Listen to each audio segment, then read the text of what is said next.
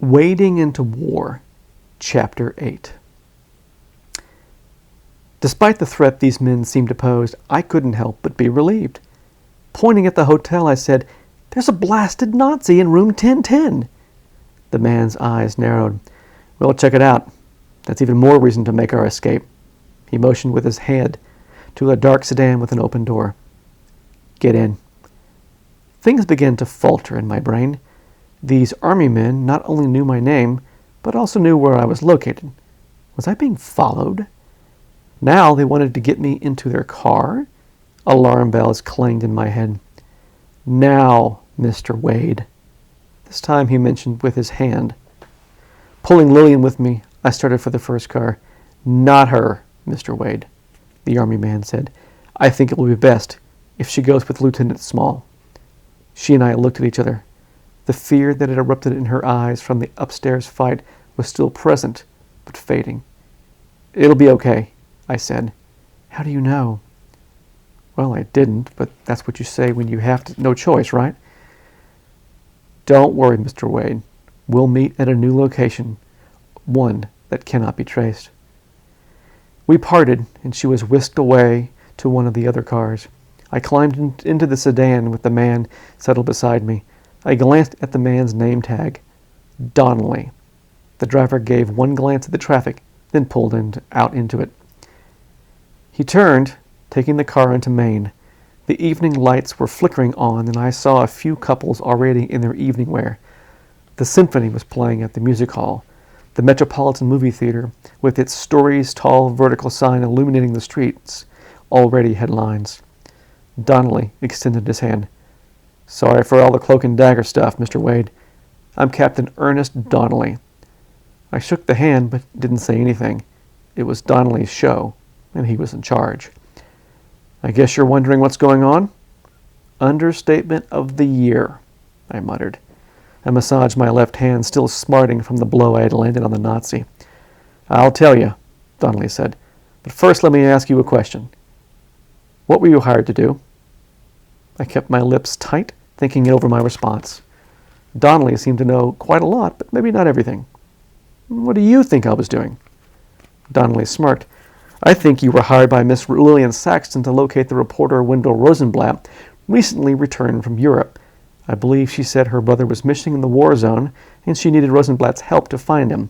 Having located her brother, Samuel, Rosenblatt was making his way back to Houston to give Miss Saxton a report. Soon after, disembarking in Galveston, at an unannounced stop by his liner, Rosenblatt went missing." He paused, glancing over at me. "That about it?" I was mute. He had just nailed everything I knew. "How'd you know?" "Because that was the story we invented, in case anything went south and certain operatives were captured." I knew my mouth was hanging open. I took a deep breath, and the air slid over my dry lips. I reached into my suit pocket and pulled out my cigarettes. I lit one and offered the pack to Donnelly, who took one. I didn't offer one to either the driver or the man riding shotgun. I used the time to mull things over. Everyone in my case, the last week of my professional life, was a lie. Well, not entirely. Berman was his usual self. Maybe Lillian wasn't who she said she was, but she still wanted whatever documents Rosenblatt had brought back from Europe. And the army seemed to be in on it too. Still, no matter the precautions, it seemed the Nazis also knew about it and had followed Rosenblatt all the way from Spain. Either that, or they had radioed ahead to operatives here in the States. The thought chilled my blood. We were in it in war, but was the war coming to us? Finally I said, "I see. So is Rosenblatt an army officer?" "No, he's a private citizen, doing the work for his country." "Did you send him here, or did Miss Saxton?" Before Donnelly could respond, the driver said, "Sir, I think we're being followed." "Blast it!" Donnelly turned around to look at the rear window. That was fast. I craned my neck to see what Donnelly saw. Dozens of headlights burned into my eyes. "How can you be sure?" Donnelly gave me a scornful look. "Mr. Wade, we're the United States Army. This is what we do. I trust Sergeant Gregson when he says we're being followed."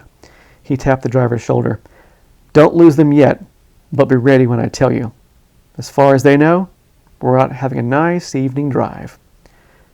He stabbed his cigarette out in the ashtray. "Back to your question, Wade. We have certain assets that we'd like to use in order to keep Uncle Sam's names off the ledger. Some of those names help us because they're on our payroll. Others help from a sense of duty. You do know a war is coming here, right?"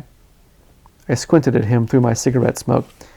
It's the kind of truth you don't like to admit even when you know it's right. War meant a lot of things, mainly death, to a lot of guys. I liked the fact that Roosevelt had kept us out of the conflict so far.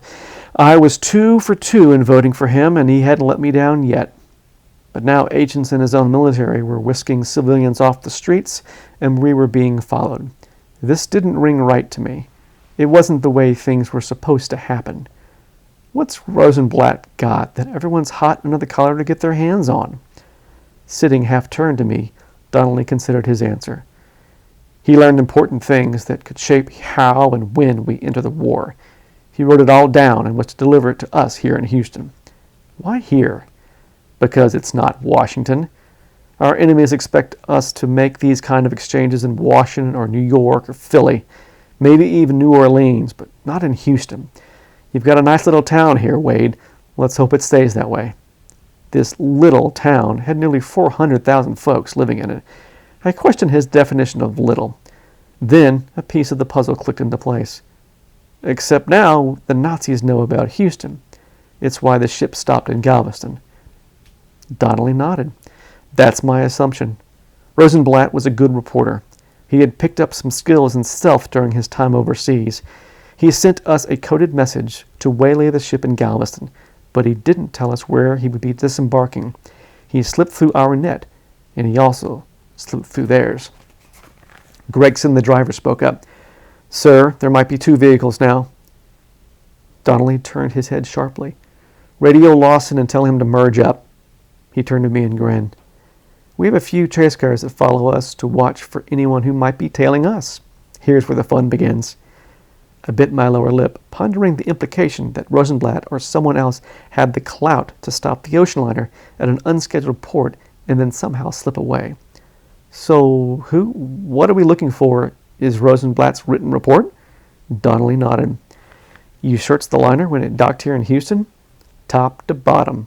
No trace." "So he kept it with him when he got off in Galveston?" "Apparently so." Donnelly fished out his own cigarette and put fire to it. "But it wasn't on Rosenblatt when the shooter cornered him. That's why the Nazi had to return to Miss Saxton's hotel." I gazed blankly out of the window at the passing storefronts. "That means he hid it so well that we don't know where it is. And neither do the Nazis." Donnelly exhaled his smoke in a ring. "That's the big question. Where is the report? Where is the evidence?" I stared out of the window thinking. The storefronts blurred by, creating a mosaic of light and words. People milled about on the downtown streets, having only the normal cares of normal people. I, on the other hand, was stuck in this car with the U.S. Army officials being chased by Nazis in an American city. An image flashed into my head. A normal neighborhood, children playing in the yard, the sun beaming down, fathers mowing lawns, mothers tending gardens, the mailman being chased by a dog, the ice cream truck trundling down the street. It was normal. It was where I wanted to be. Then a new thought occurred to me. There was one place Rosenblatt could have hidden the notes. I turned to Donnelly. "Do you trust me?" He scowled, more at the headlights behind us than my pointed question. "Mr. Wade, I barely know you. Why would I?" "Because I think I know where Rosenblatt might have hidden the documents."